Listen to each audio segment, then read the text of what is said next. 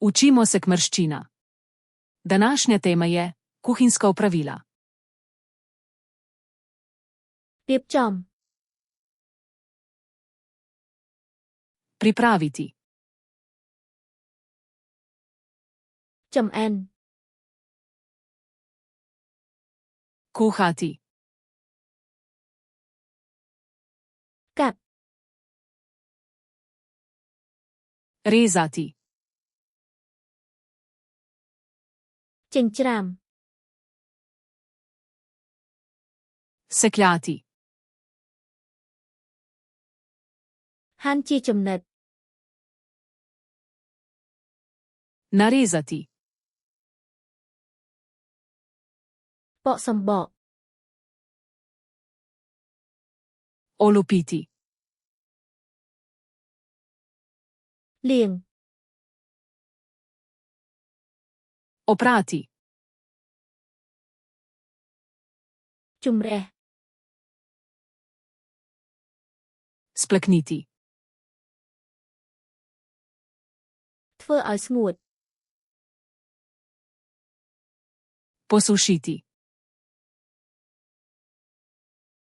ស្ងោរ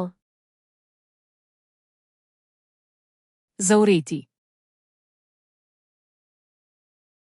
ចៀន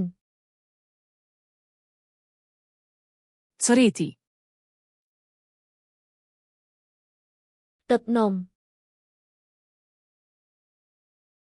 Peči.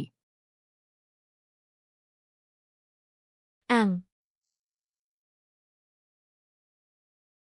Peči na žaru. ចំហុយ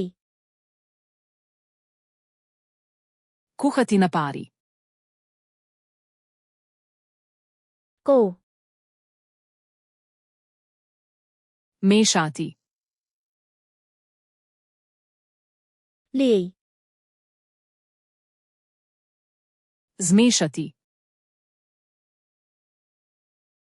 ចាក់ Naliti. បន្ថែម Dodati. កម្ដៅ Sigreti. ធ្វើឲ្យត្រជាក់ Ohladiti. ដាក់បម្រើ Postreči. ភ្លក់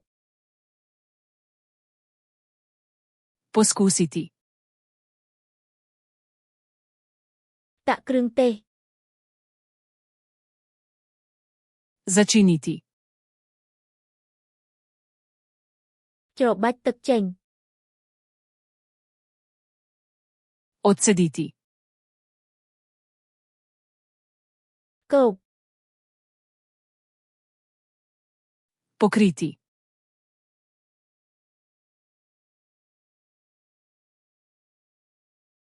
គោក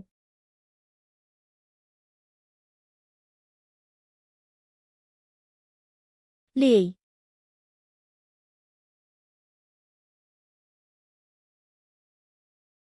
រៀបចំ Želiš te besede res obdržati v spominu?